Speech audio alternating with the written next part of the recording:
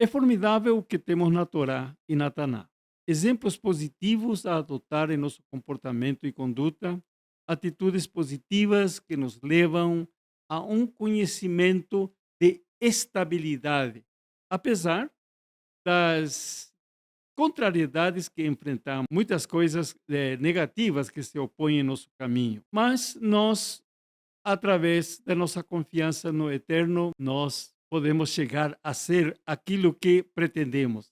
As negativas que devemos de evitar, que não trazem shalom, estabilidade, que ofuscam nossa luz e que não se tornam em mérito. Ezequias nos dá vários exemplos. Usamos mais atos positivos de Ezequias, que nós estamos extraídos, digo, dos escritos.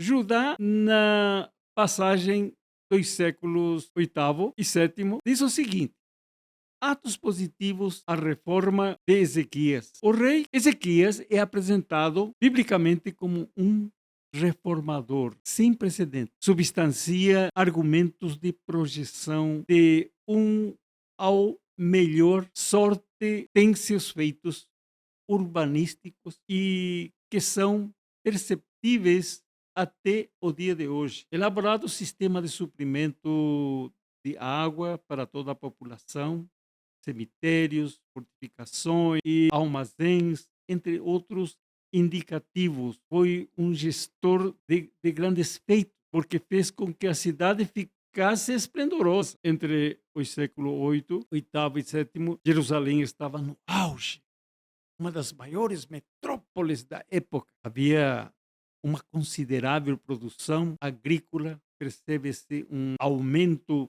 extraordinário da população rural e com grandes plantações, porque ele era um agricultor. Diversos fragmentos de grandes jarros foram encontrados com o selo real. Existem mais de 1.000 desses selos que eram colocados na alça dos jarros com capacidade de 50 litros aproximadamente. Ezequias é conhecedor por possibilitar a autonomia de Jerusalém no abastecimento de água, uma das obras grandiosas, uma maravilha de engenharia, cavando um túnel na rocha de aproximadamente 513 metros. Ligou a fonte de Guion até o tanque de Siloé. Escavações demonstram a construção de uma grande muralha na encosta oriental, indicando a expansão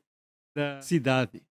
Muitas habitações foram encontradas na muralha. Até mesmo fora das muralhas havia casas por conta da falta de espaço intramuro. A reforma de Ezequias, realizações religiosas e atividade literária no final do século oitavo, para que vocês vejam que grandes coisas este homem fez. Houve uma extraordinária mudança social que foi acompanhada por uma luta religiosa, tendo em vista que antes da organização do reino de Judá havia uma diversidade de culto a deuses espalhado pelos ambientes rurais, ou seja, as ideias religiosas estavam em conflito com aquilo que era indicado por Hashem. Culto a Hashem em Jerusalém, eles se desviaram para o culto da fertilidade, aos ancestrais, predominando cultos sincréticos. O culto exclusivo a Deus que ele exige não era necessariamente uma prioridade ou uma preocupação da liderança até então, conforme expresso nas narrativas dos profetas e pregadores do reino do norte. Estes foram Elias, Eliseu, Amós, Oseias. A concentração do poder em Judá, corroborada pela queda de Samaria, coincide com o esforço de organizar um culto único, isto que Ezequias queria, num lugar e adorado a somente um Deus. Por isso acontece num pequeno espaço de tempo, conforme defende os estudos de Baruch Halpern, sugerindo que em algumas décadas ocorreu o seguinte: grande mudança religiosa. A origem do repúdio aos cultos estrangeiros pode ter nascido de religiosos do norte revoltados com a idolatria, bem como com a conveniência política de se concentrar o poder num só lugar. De fato, houve um esforço em conjunto de funcionários da corte, líderes políticos, religiosos, além da elite econômica, num movimento pró-Hashem. Todas estas ações positivas nos animam a fazer o que ainda não foi feito, pois nos engajamos em dar crescimento à sinagoga em número e em qualidade de vida. Este é o trabalho da Nusim Brasil, através de nossas publicações, tanto da vida social e espiritual. Nada é fácil, nem por isso impossível. Sempre haveremos de enfrentar pessoas contrárias a ideias, a planos, aquilo que nós achamos ser um ideal de unir as parcas forças, sempre em número menor os que aderem. O que enfrentou Ezequiel? Ele fez um apelo à coletividade, dizendo-lhes: não sejais como vossos pais e como vossos irmãos, que transgrediram contra o Senhor, Deus de seus pais, pelo que veio as consequências deprimentes. Deus os entregou à desolação. Como vedes, disse Ezequias, vede como estamos hoje. Não endureçais agora a vossa cerviz como vossos pais.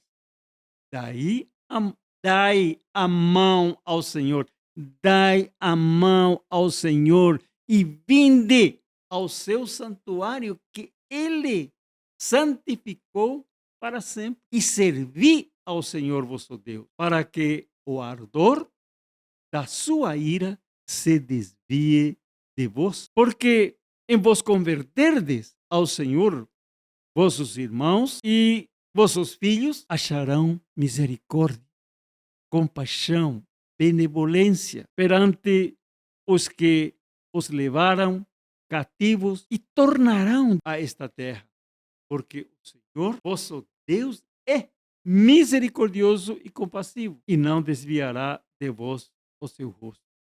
O mais importante é que o rosto do Eterno esteja. Se vos converterdes a Ele, o rosto dele estará, a mão dele, a misericórdia, as bênçãos estará sobre nós. E o que aconteceu? Os correios foram passando de cidade em cidade pela terra de Efraim e Manassés até Zebulon, porém, iam-se e zombaram dele. Até hoje acontece isso, que alguém zomba de nós. A liderança deve sempre contar com opositores, com os que não compreendem o agir de Deus. Ezequias incentivava a assistência à casa do Eterno, ao templo. Nós temos hoje a sinagoga e temos também grupos, congregações que se reúnem. Alguns são assíduos, graças ao Eterno por eles.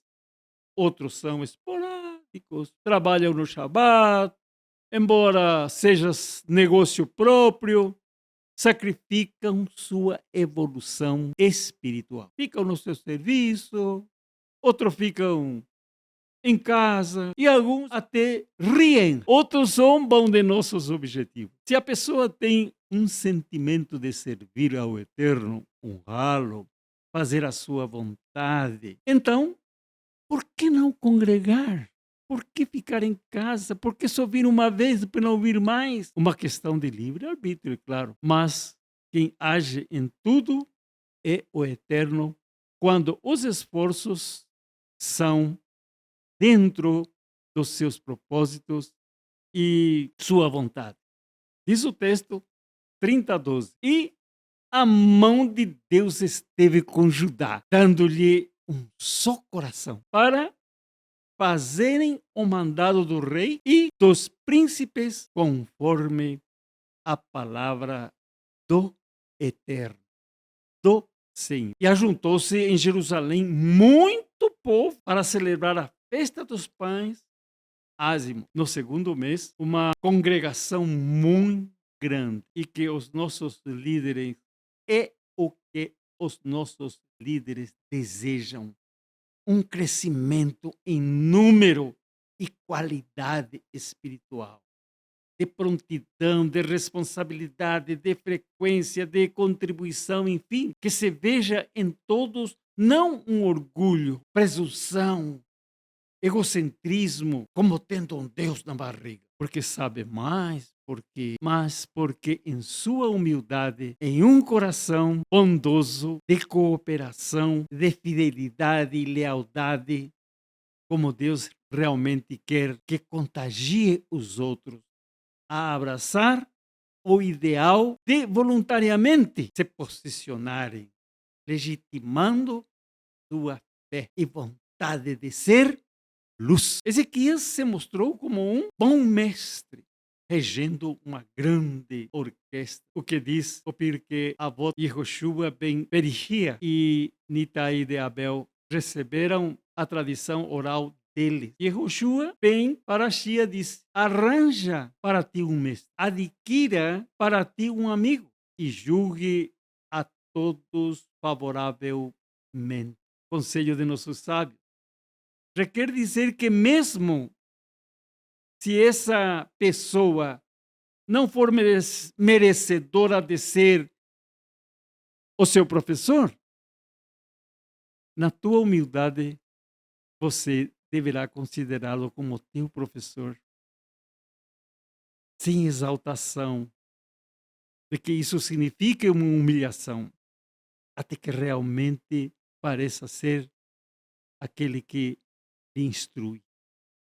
Assim você adquire sabedoria. O que o homem aprende por si só nunca se iguala ao que ele aprende com outra pessoa. Estudar sozinho é bom, mas o que se aprende de alguém será mais bem lembrado. A presença daquela pessoa e compreendido com maior clareza. Os rabinos explicaram esta regra explicitamente. Mesmo se ele for igual em conhecimento ou abaixo do seu nível, você aprende com isso. Ezequias foi um facilitador, um que ajudou os tições em cinza e as colocou junto. Suscitou a fogueira do avivamento, do gosto, do desejo, do entusiasmo, e o fogo se alastrou. Muitos estavam com tantos conhecimentos estacionados e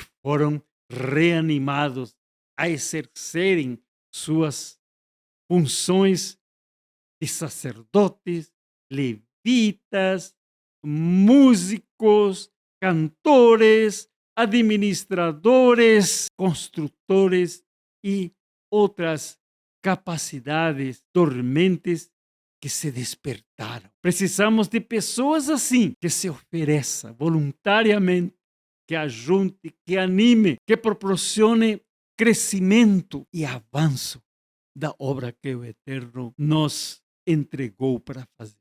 Porque ainda temos tempo.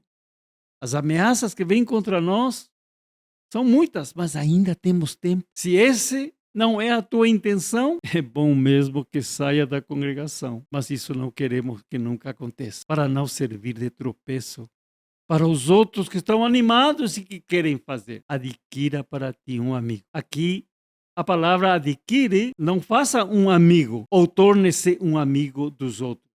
A ideia é que o homem deve adquirir a devoção de alguém que aperfeiçoará seus atos e comportamento. Nós somos sempre pessoas que procuramos imitar. Procuramos algum arquétipo para imitar. Assim os rabinos disseram.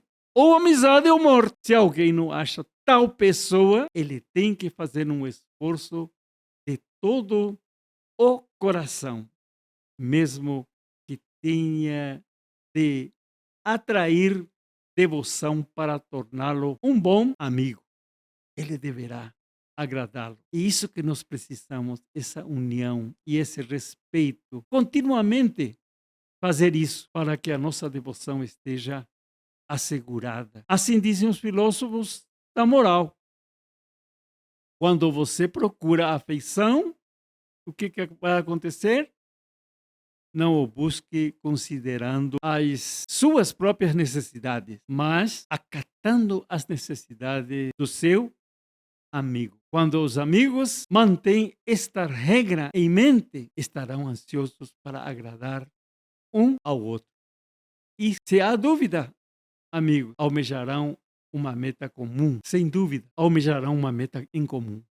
Uma análise excelente nos foi dada por Aristóteles. Enquanto existe um só tipo de receptor de afeição, há três tipos de amigos devotados. Vamos prestar atenção. Muito interessante. O primeiro é devotado que visa vantagem. O segundo, o devotado que visa conforto. O terceiro, o devotado que age por idealismo. O devotado que visa vantagens é exemplificado pela dedicação mútua dos dois sócios. Ou de que um soberano e seus seguidores, o devotado que visa conforto, tem duas subdivisões importantes: por satisfação ou por segurança. O devotado por satisfação é exemplificado pelo amor entre os sexos. Devoção por segurança é ilustrado por alguém que tem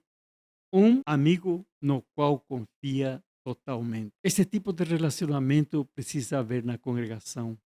Esse grande respeito um com os outros. A pessoa deve examinar bem por que ter amigos que tem amigos que influenciam para o mal e não para o bem. Destes devemos nos afastar. Tem pessoas francas que vai com todos sem discernimento. Para Ezequias conseguir sucesso em seu empreendimento, teve que procurar pessoas de confiança com quem compartilhar suas ideias e começar a restauração.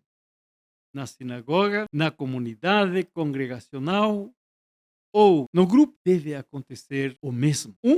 Mais um, e mais um, e mais um, até o grupo crescer e se tornar forte. Você ganha um, e mais um, e mais um, e cada que você ganhou, ganha mais um, logo se forma a congregação. Já tem um mini-A. Só assim se avança. Sozinho é impossível crescer, a não ser que seja um começo. Ezequias era um homem de oração. Diz o texto, porque uma multidão do povo, muitos de Efraim, e Manassés, Isacar e Zebulon não se tinham purificado. E, contudo, comeram a Páscoa. Não como está escrito. O que fez Ezequias?